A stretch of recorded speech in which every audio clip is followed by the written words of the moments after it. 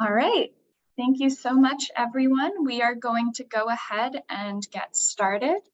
Thank you all for joining us today. We are really excited for the first Innovation Hub Learning Community webinar.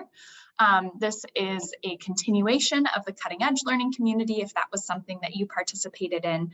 We're really excited to be here with you today to share some information on tracking progress towards your goals utilizing key performance indicators. Next slide, please. I guess while I'm getting the next slide, I should introduce myself. Jumping ahead a little bit here, my name is Laura Powis. I use she, her pronouns, and I am the Program Manager for Evidence-Based Policy and Practice at AmChip, and I lead our Innovation Hub Learning Community. I am here with my wonderful colleague Salome, who is going to introduce herself in a little bit, as well as some other AmChip colleagues on the back end supporting us. So really excited to have you all here today. So a little bit about the Innovation Hub Learning Community to kick us off. So the Innovation Hub Learning Community is a new technical assistance opportunity offered through AmChip, where we are aiming to provide support to different folks who are in our Innovation Hub database, the MCH Innovations database, to provide different supports around practice development, scaling up, sustainability, program implementation, evaluation, sort of you name it, things related to programmatic best practices. We are here for you. As a part of this, we're going to talk in a little bit more detail later about the Innovation Hub Learning Community, what that entails, how you can become a part of it. But for today, really what we want to highlight is our webinar series. So the Innovation Hub Learning Community webinar series is going to focus on skills and strategies that you can apply to your work to improve your organizational processes, expand the scope and impact of your practice, and plan for program sustainability. Some of the Innovation Hub Learning Community opportunities are only offered to practices in the database. However, our webinar series is open to all. So we're really excited to have you all here today. I love seeing everyone introducing themselves in the chat. This is just really exciting. We are thrilled to have you here, and towards the end of the webinar, we'll talk in more detail about the Innovation Hub Learning Community and the opportunities open to practices in the database. Next slide, please. So always love to ground ourselves with some objectives, what we're going to be talking about today. So our first objective with this webinar is really to help folks understand what key performance indicators are and how they relate to organizational strategic goals, to practice applying aim statements, key performance indicator trees, and PDSA cycles to support your organization in developing and tracking progress towards your strategic goals, and to understand how KPIs relate to larger evaluation and other programmatic activities. Some folks may have heard of key performance indicators before, some folks may not have. This is something that is often very common in sort of the business and for-profit world, and it's something that also can be applied to the governmental, nonprofit, public health space. So we're excited to share that with you today. Next slide, please. So a little bit about our agenda. We are going to, Salome is going to walk us through talking about developing aim statements. If you have been a member of the Cutting Edge Learning Community, you may have heard this before. Folks may be familiar with this, so it might be a little bit of review, but we're going to really build upon it and see how that feeds into key performance indicators. We're going to spend the bulk of our time today doing a key performance indicator deep dive. We have a case study to try to help conceptualize and ground some of this information for folks. We'll then hand it back to Salome to look at PDSA, Plan, Do, Study, Act cycles, how that relates into what we're discussing. And then we're going to end with an overview of the Innovation Hub Learning Community and what that's going to entail and what that's going to look like for this year. The chat is open and available. If you have any questions, feel free to chat things in. Members of our team can alert Salome and I that you have a question. They're monitoring the chat. So yeah, we really want this to be engaging. There's different opportunities for engagement throughout. So yes, we're very excited for today. Next slide, please. So throughout our webinar, we are going to be applying a case study to try to help ground some of these concepts that can feel very heady at times and can feel very conceptual. So We're going to want you to use your imagination and imagine that you are the adolescent health coordinator in your jurisdiction that has been tasked with identifying strategies to increase the number of adolescents in your jurisdiction who receive an annual adolescent well child visit. Specifically, your strategy should target disparities in accessing a well visit by race and socioeconomic status among adolescents. You have identified 5 priority school districts with the lowest prevalence of students receiving a well visit, and we'll be working with those districts for the upcoming school year. We're going to refer back to this. You do not need to memorize it right now. We are going to kind of keep bringing this back, but just this is our mindset. We are imagining that we're an adolescent health coordinator tasked with identifying strategies to increase adolescent well visits. That is a really big ask. How do we go about beginning to approach that? And so we're hopefully going to provide you with some tools here to sort of scaffold and support you in how you would approach this type of problem in your work. Next slide, please. So we're really going to be walking through a set of 3 tools here. So first is an aim statement, next are key performance indicators, and then PDSA cycle. Salome is going to talk to us in just a moment about the aim statement, but I really wanted to just help you see this is where we're going through, we're moving through, and there's going to be a follow-up email to this webinar that's going to include a tool that kind of walks you through the processes that we talk about today, so you can practice applying them to your own work. So that tool is to come along with the recording of this webinar. Next slide, please.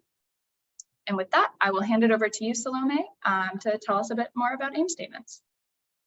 Thank you, Laura. Hi, everyone. Welcome. We're really excited to have you all today. My name is Salome, and I am the program analyst on our Women's and Infant Health team at AmChip, and I also support our Innovation Hub learning community, which you all have joined in this webinar today. And so the first thing we're going to get started with is learning about aim statements. And so for those who might have been in some of the webinars before, this might sound familiar, and some it might sound new. So we're going to just take a dive at that, and using the challenge that Laura gave to us, the case study that she just presented to us, we're going to give you examples on how to use these tools in real life. And so next slide, please. So first, what is even an aim statement? An aim statement is a clear, explicit summary of what you hope to achieve over a specific amount of time, including the magnitude of change you will achieve. And so an aim statement really just guides your work by establishing what success looks like. And a good aim statement captures the voice of those that are either impacted by your initiative or those in which whose voices that you are trying to capture. So in your work, this might be the communities you serve. This might be even talking about some of the programs and services that your organization may provide. And so you really want to make sure that your aim statement captures the voice of those that will be impacted by it. And so it also really provides alignment of multiple perspectives, and it really helps keep the team focused on tasks at hand. And it really creates an urgency to accomplish the goal and provides a vision of what that's going to look like.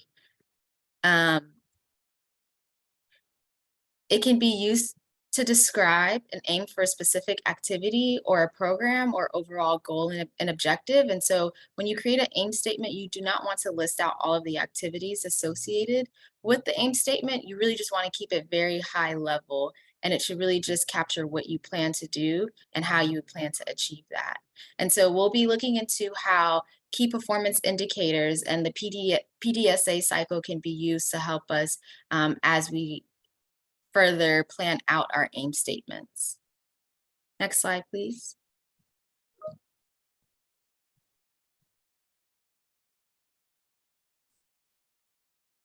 So when we talk about an aim statement, this is the template that we use. And so we want to remember that in the very beginning, we talk about the aim. So we aim to what? We are trying to accomplish what? And so here you can usually provide some verbiage around either you would like to improve, you want to reduce, or even expand programmatic services. And you want to really be specific and achievable of what you are trying to aim to do.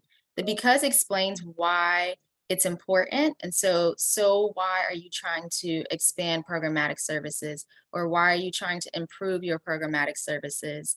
Maybe it's because you need to increase reach in the community, or you want to increase access for folks that are living in your community for some of the programmatic services. Your width describes who your target population is. And so we want to remember that a good aim statement captures the voice of those that are going to be impacted by your initiative. And so here you really want to make sure you capture who those voices are, and who your target population is. And then by, usually it's just a set time or a date or a time frame for the project in which you really want to make sure you are able to capture this and achieve this goal.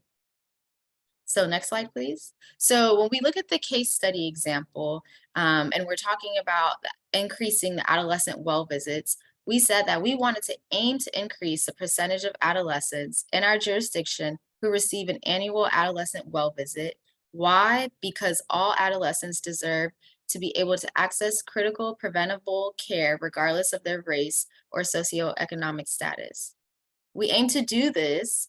We will partner with 5 priority school districts who serve the target adolescent population to implement strategies by when, which is the end of the year, the 2023 to 24 school year.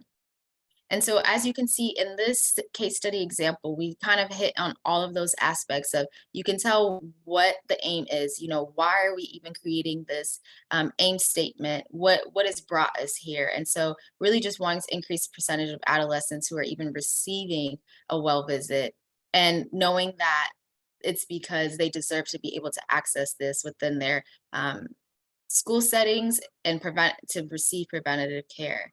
And then the last 2 questions just really answer with who and by the end of the year. And so you can see that that breakdown really helps you understand how to get to a goal and really target key elements within the goal. Next slide, please.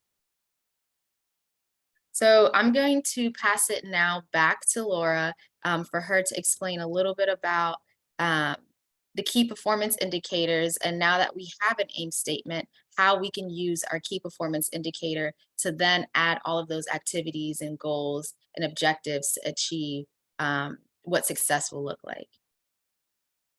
Thanks, Salome. So as Salome was saying, describing an aim statement, I know that that was really quick, but I think one of the key things to take away that's important as we move forward is to recognize that your aim statement is kind of like your North Star. It is what you come back to when you are getting so in the weeds with a project, getting really bogged down by all of those details. Your aim statement can help orient you back to high level. What are we doing and why? You'll notice it does not get into the how. The how comes in here when we're starting to talk about key performance indicators. Next step, please. So as I was saying, while aim statements can help you define what success looks like at a high level, key performance indicators help you track progress towards specific strategic goals.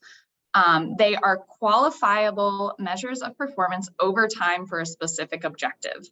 Typically, key performance indicators, or KPIs as they're often called, are tied to larger strategic organizational goals. So for example, let's say your state's maternal child health bureau is you are a member of your state's MCH bureau, and one of your strategic goals for this year is to increase your coordination with your state's Medicaid office. So if you're trying to increase coordination with Medicaid, one of your KPIs might be the number of Medicaid referrals coming into your agency, right? Because that is relating directly to your goal of increasing your collaboration with Medicaid. So you might be hearing this and thinking about, how do KPIs then differ from an evaluation? One thing we want to stress is that this is one model, one way of conceptualizing and tracking our progress towards our work. We're going to explore in a little bit more detail how KPIs are different than evaluation metrics. But for right now, it's really important to think about that on a high level, KPIs typically relate to these overall big strategic organizational goals, while evaluations capture more in the weeds information on programmatic operations and input.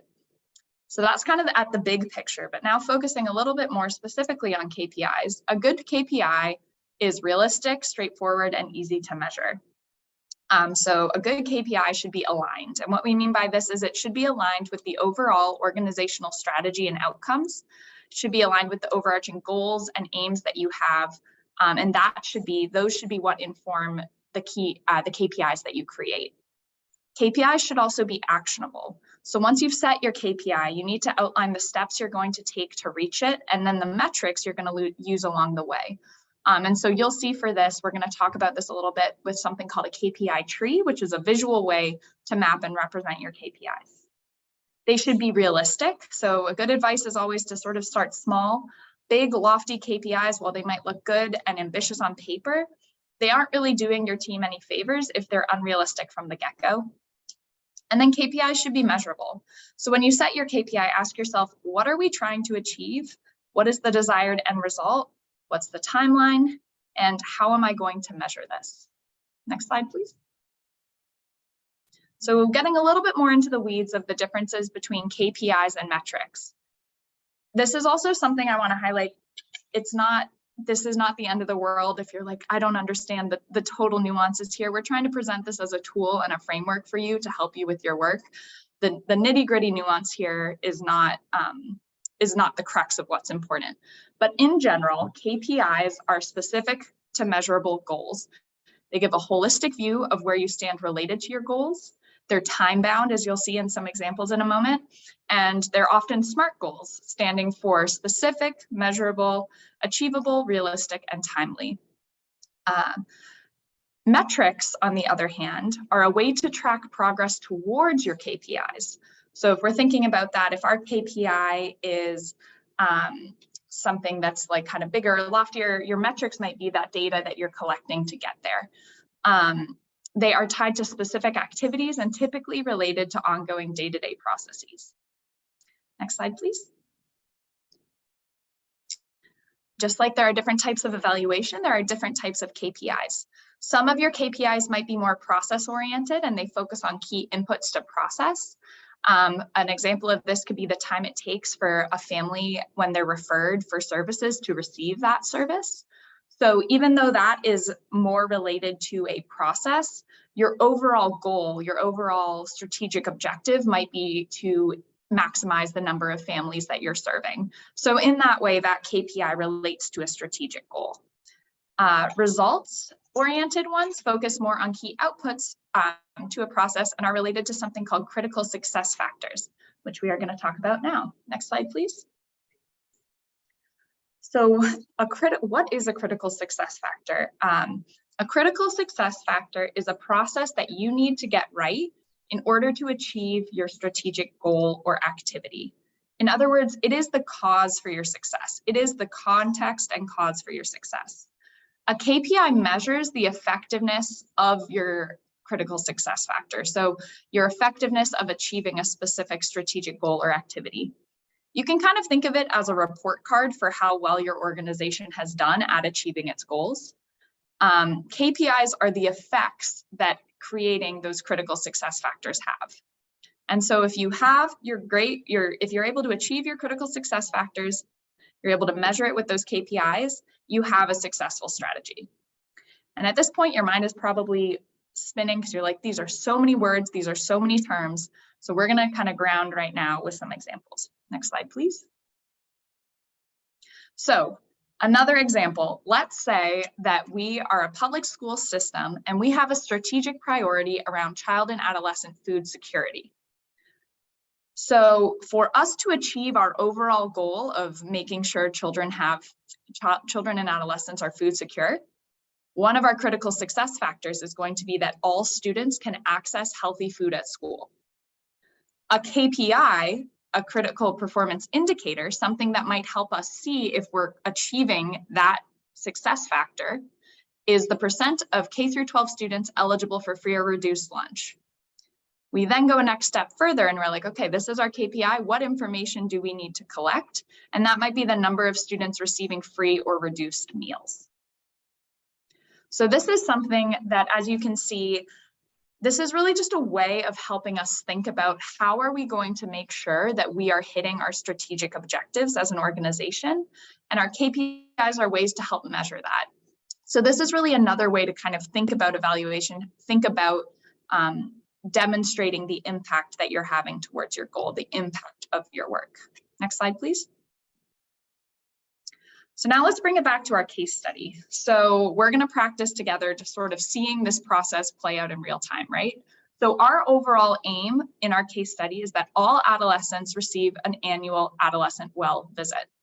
So two strategic objectives that we might have. One is that all students are scheduled for a well visit in the 2023-24 school year, because for them to have their visit, they need to be scheduled.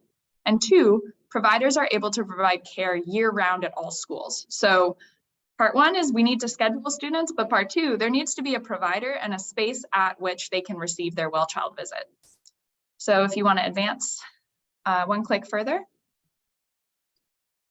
you'll see that one critical success factor for all students having a scheduled visit would be that all students have a visit scheduled during the school year, right? So that's part of our objective being met, is that everyone is scheduled. If you want to advance further, and a KPI for that critical success factor could be the percent of adolescents scheduled for a well visit. So this may seem a little bit redundant because you're basically saying the same thing. And that is because our KPI, what we're measuring, is directly linked to our critical success factor, which is directly linked to our strategic objective. So sometimes they are going to look this simple, where you're really just reiterating kind of the same thing, because that is a direct path to measuring your objective. Next, please. An example of a critical success factor that differs from your overall objective would be timely rescheduling of no-shows, right? So for us to ensure that all students are scheduled for a well visit, we need to make sure that we're rescheduling no-shows. So if that is met, that means that we're a step closer to meeting our objective. So a KPI for timely rescheduling of no-shows could be the percent of no-show appointments rescheduled within 1 week. For our second strategic objective, providers are available to provide care year-round. We have the critical success factor that schools have the infrastructure needed to provide the well visit, right? That is the reality, that is the situation that we need to have happen in order for our objective to be met. And so we're going to measure if that's happening or not with our KPI. So the number of schools, because we're working with 5 districts, right? So the number of schools who have an established school-based health center or a visiting provider who can conduct the well visit. So essentially, this is going to be us looking at, are the schools set up so that they have that infrastructure so that they can provide the care to the students once they're scheduled. So this can be a lot of information. And so we're going to talk about a visual way that we can make sense of this if this is not how your brain works, where you're like, this list, this is too overwhelming.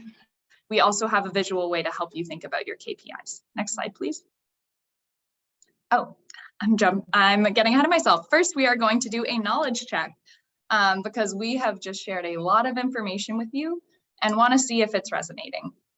So I will ask my team if you are ready to launch the knowledge check. So you'll just go ahead and answer the 2 questions on the screen, and then we'll talk about it together.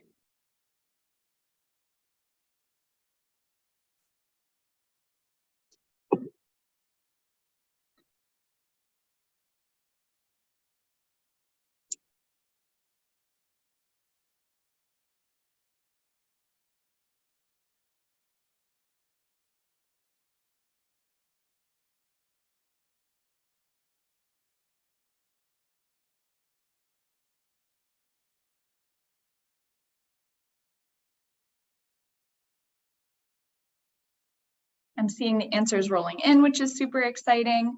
We're going to leave it open for about a minute, and once we kind of reach at least 3/4 of everyone responding.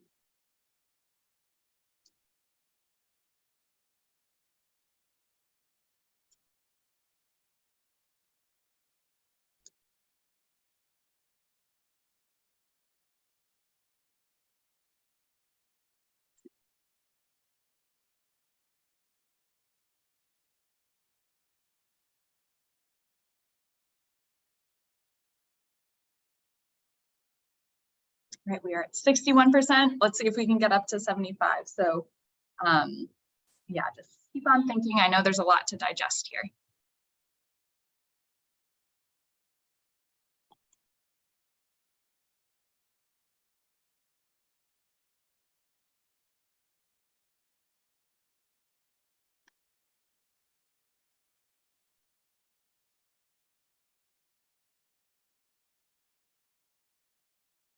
All right, Michaela, if you want to go ahead and end the poll, we can talk about the results.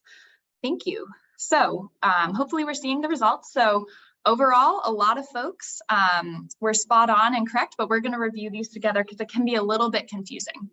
So for the first question, which of the following statements about KPIs are false? So the correct answer for this was the third answer, but we're going to talk about all of the choices to make sure we're all on the same page here. So for the first answer, KPIs are quantifiable measures of performance over time for specific organizational objectives. Yep, that is correct. They are quantifiable measures of performance, and like I said, they are related to those specific organizational objectives. For the second statement, a good KPI should be aligned with organizational strategies, should be actionable, realistic, and measurable.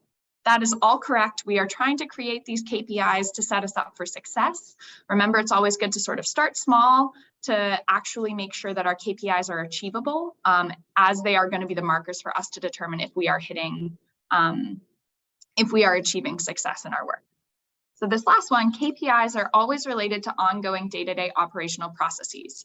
This is incorrect, which a lot of folks, 67% of you all got right. So big pat on the back. And for folks who didn't, the reason that this is incorrect is that there are different types of KPIs. Some are process related, but some are also results related. So for the second question, how do KPIs differ from evaluations? The first answer, there is no difference between KPIs and evaluations. No one selected. That was not correct. So good job, everyone.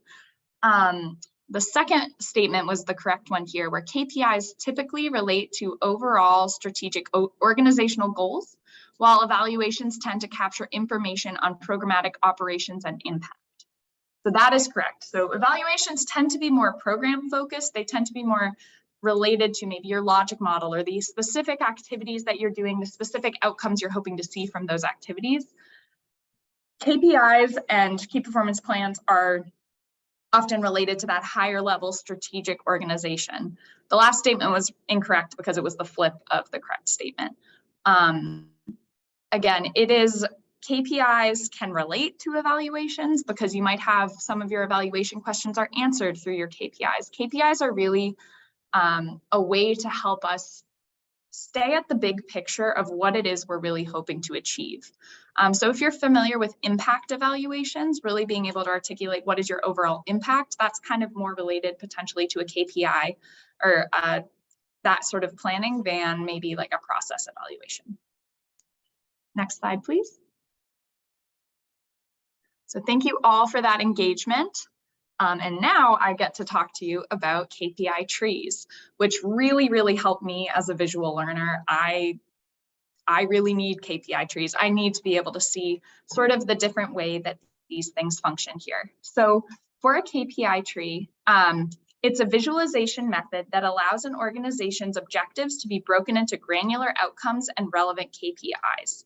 They allow you to visualize complex relationships and interdependencies within an organization and really highlight intersections.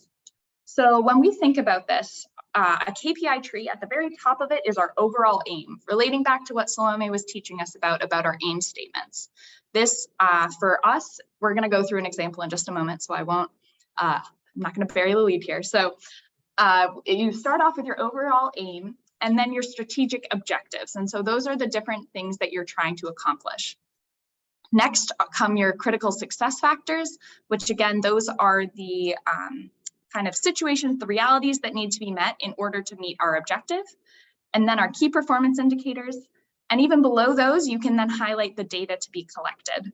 So as we're thinking about it, the kind of bottom level layer is the actions, that data you're collecting, and then it goes all the way up to our aim. So they can be a really, really helpful way as we're getting into the weeds of doing our work to keep us grounded and moving towards our aim and seeing if we're meeting those objectives.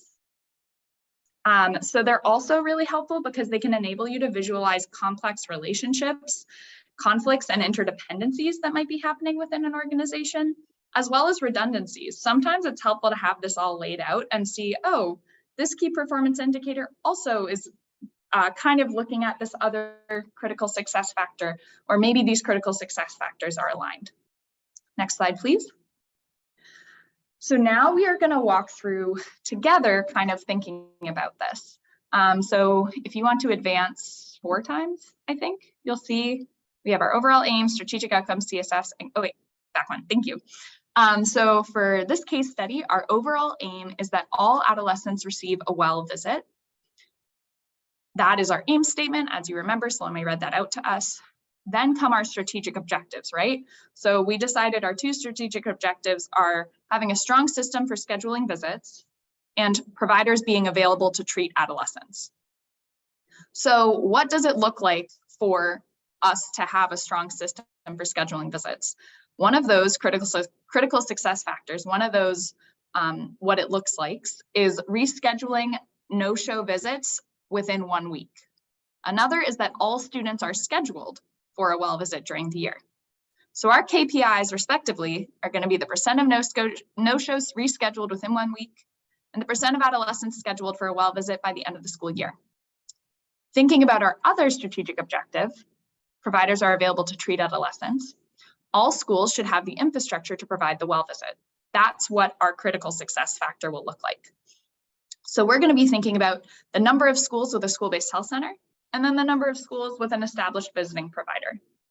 So hopefully what you're seeing from this is that this can be a way to take that really complicated list when we're just sort of listing this all out. The KPI tree can just be a really helpful way for us to visualize and actually see what will success look like for our organization, for our practice. And as I said, in the follow-up email to this webinar, you are going to be receiving a handout that breaks down how to build your aim statement, how to build a KPI tree, as well as how to apply PDSA cycles to test for incremental changes you might be needing to make to ensure that you're meeting your KPIs and your CSFs. Next slide, please. So before I hand it off to Salome to talk about PDSA cycles, just some summary tips for creating KPIs, because I know this was a lot of information. First, is to tie your KPI performance measures to your strategic goals. You can use the aim statement to help you develop a strategic goal or tie it to one using a strategic goal your organization already has created. Keep these KPIs concise, realistic, and clear-cut. Everyone in your organization should be able to understand the KPI measures, especially if they are part of the collection process. So we want to be thinking about data literacy, accessibility, and inclusivity here. And avoid KPI overload. KPI overload can be avoided in the intentional planning stages during your strategic planning. Sometimes this could be a good place to see where staff roles or current measures may intersect or interact with your organization. Are many teams collecting similar pieces of information? So if you're thinking about doing KPIs for your entire organization and not just a specific practice, especially, it can be so helpful to look for points of synergy or points of duplication that you might be able to reduce or avoid. So next slide, please. And with that, I'm going to hand it over to Salome to talk to us about PDSA cycles. Yeah, thank you, Laura. So now that we've kind of gotten two quick steps, which is first we talked about our aim statement, then we talked about key performance indicators and how we can use that. Now we're going to talk about the PDSA cycle or the plan, do, study, act cycles. And you can go to the next slide as well.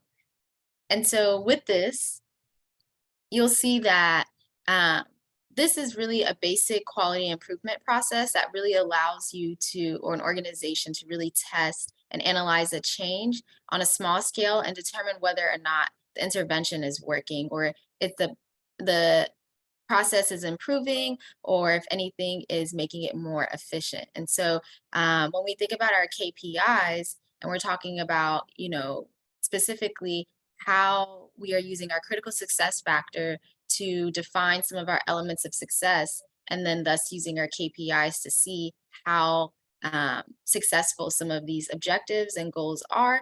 We can also use our plan, do, study, act cycle to see how our KPIs can directly be challenged or improved, or even we can see if our KPIs are doing the job that they need to do.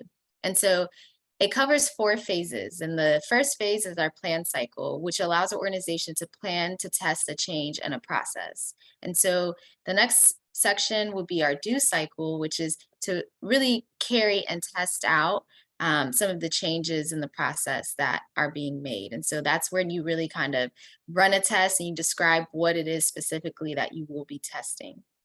And then our study cycle really is our opportunity to observe and analyze and compare some of those outcomes and really see what were the effects of that change.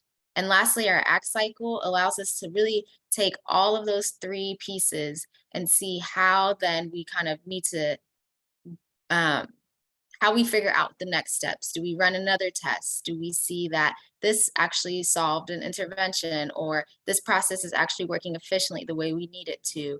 And so our ACT cycle will really then teach us how to react to our first test. And so next slide, please.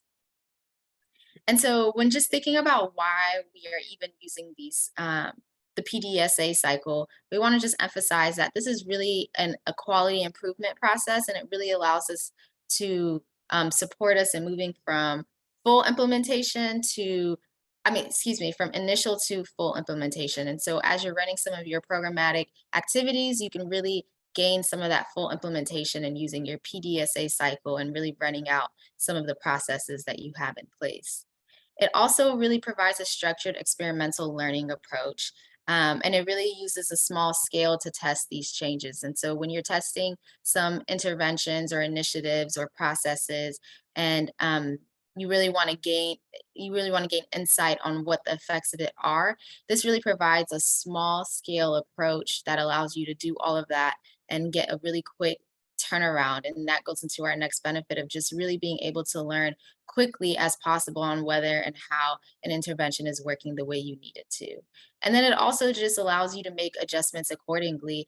The breakdown, the 4 phases really allow you to see what impacts at each step some processes might have, and allows you to make necessary changes as a result to really increase the chances of delivering and sustaining the desired improvement, or even just stopping the intervention and trying something new. Next slide, please.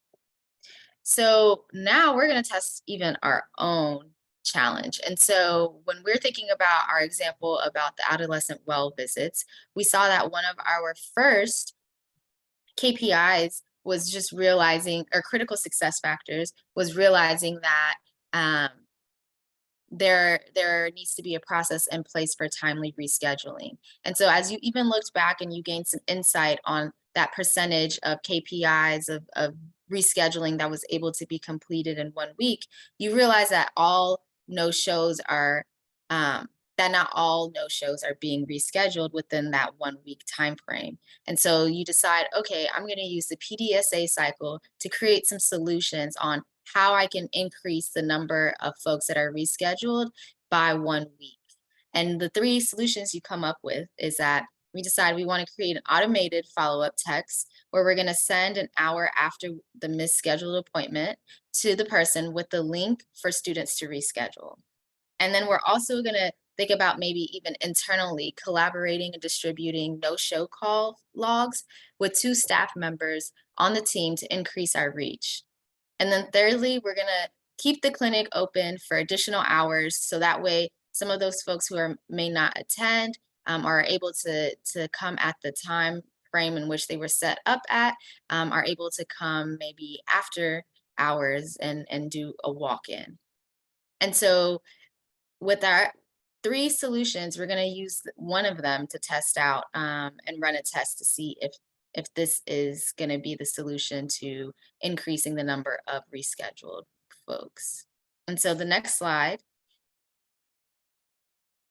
Okay, and the next slide, the first thing we would decide to do is we're going to plan. And so you can go ahead and click through all of these boxes here. But the first thing is that we decide we want to run the test that is going to be increasing the number of staff on team to really collaborate and help us get some of these folks, especially thinking about our bandwidth and our funding. We don't really have enough to install the automated text message yet. So we're going to start off with the easiest and the most efficient way for us to go about in our setting. And so We created a plan to divide the follow-up calls for adolescents that need to be rescheduled among 2 additional staff members.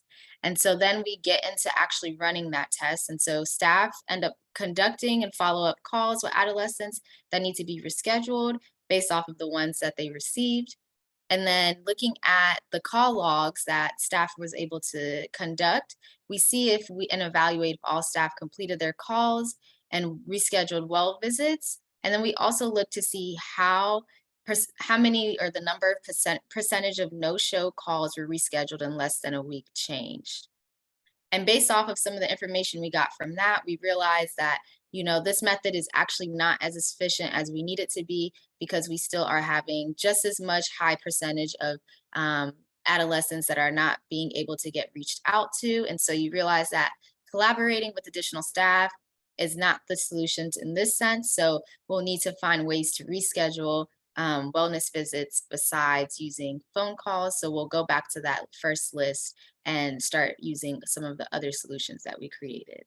But as you can see here, and using this PDSA cycle, we were able to really see the breakdown of how we can test out solutions without necessarily having to have that heavy lift and having to have such large processes already in place. We can really be creative and use solutions that help guide some of our organizational structures, and then it can also align with those strategic goals that you already created when you just created your KPI tree and used your aim statement to help with that.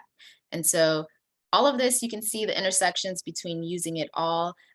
It's really kind of a step-by-step process, but it really allows you to have that infrastructure so that way you can see everything and all of the processes, all of the elements that you really want to collect in order for you to identify, what in my objectives and my strategic goals, what will success look like at the end of me achieving this?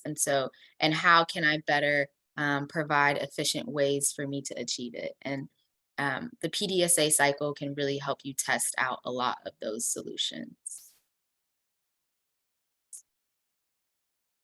And so I'm going to pass it back to Laura now to share a little bit about some opportunities with the learning community and how you can continue to stay engaged.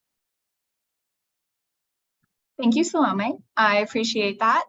So yes, for the Innovation Hub Learning Community, as I shared a little bit earlier, it is an opportunity primarily open to current Innovation Hub practices. So if you or your organization has a practice in the Innovation Hub database, this is an opportunity available to you. The caveat to that are our webinars. Our quarterly webinars are on topics related to strengthening practice implementation and evaluation activities. So this is an example of a quarterly webinar that anyone is welcome to attend. For Innovation Hub practices specifically, we also have 2 other opportunities available to you. The first are peer sharing groups to dig in deeper into programmatic experiences and challenges. The first of these will be scheduled for March. Information on that is going to come in the follow-up email to this webinar. And additionally, we offer customized coaching to support you as professionals to accomplish your practice goals. So this is really a wonderful opportunity where members of our AmTrip team are here to meet with you one-on-one to talk through what it is you're trying to achieve. We have been providing this type of coaching for almost 2 years now, initially only to cutting edge practices in our database. And some of the things that we've supported folks with have included evaluation planning, logic model building, sustainability planning, KPI planning, continuous quality improvement. So really whatever it is that you're facing, we are here to support you in thinking through that, recognizing the incredible work that you're doing. And sometimes it's helpful to just have that external ear to help come facilitate a process for you. So yeah, more to come on this in the follow-up email. Next slide, please. And with that, we are trying something new and asking you to complete a very quick evaluation poll on Zoom right now. So Michaela, if you don't mind launching that. So if you don't mind filling out this evaluation, it's really, really helpful. We use your feedback to help make changes and improvements to our work. Once folks have had a chance to complete the evaluation poll, we then have time for questions. So I'll stop talking for a minute and give folks time to complete the evaluation.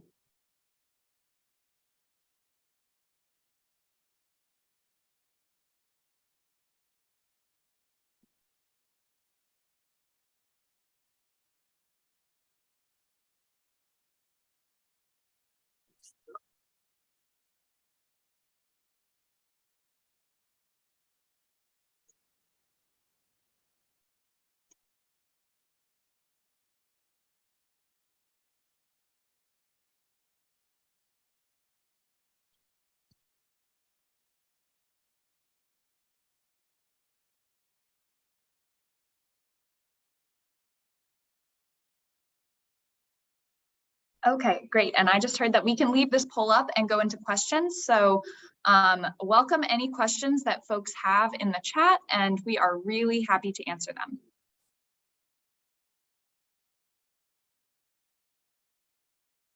Okay, yes. So a question from Melissa about the learning community. So would you need to be using one of the models in Innovation Hub to be eligible for the opportunities mentioned? So that's a great question. So you're very welcome to attend the webinars for Innovation Hub. Yes, you would need to have a practice in Innovation Hub. And so I'm going to ask if one of my team members doesn't mind sharing the link to our Submit a Practice page on our website. We actually have calls for submissions to the database twice a year, and we just opened the spring call this week. So if you have a practice, a strategy, a program that you're working on that you think is benefiting MCH populations that others could learn from and replicate, it is likely a good fit for Innovation Hub. So we encourage you to check out the Innovation Hub website. Our team is more than happy to meet with you. If someone from my team doesn't mind chatting in our evidence email, we are more than happy to meet with you to talk through your work. But in order to be eligible for the peer sharing groups and the one-on-one coaching, you would need to have a practice in the database, yes. And then I saw a question, are we going to share this presentation? Absolutely. Probably early next week, you'll receive the email with the tool, which is like a Word doc version of everything we've talked about, the recording for this webinar, and then something else that's slipping my mind. The slides. Yep, the slides. So yes, we will be sharing that. And oh, I see. So what if we are working towards implementing a practice that's already in the hub but not there yet? So yeah, Melissa, if you want to follow up with us, we can kind of talk about that one-on-one coaching. Just to likely the answer is yes, but I think we'll just need a little bit more information. So yeah, excited to chat. Any other questions from folks?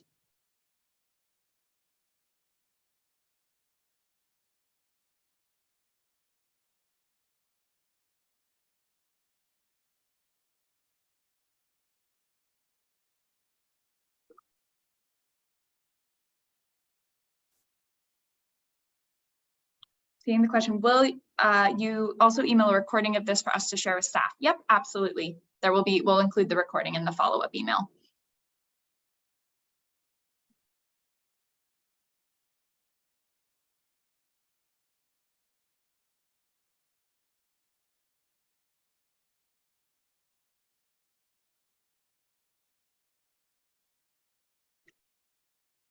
Not hearing or seeing any other questions. Salome, is there anything else you want to share with folks before we wrap up?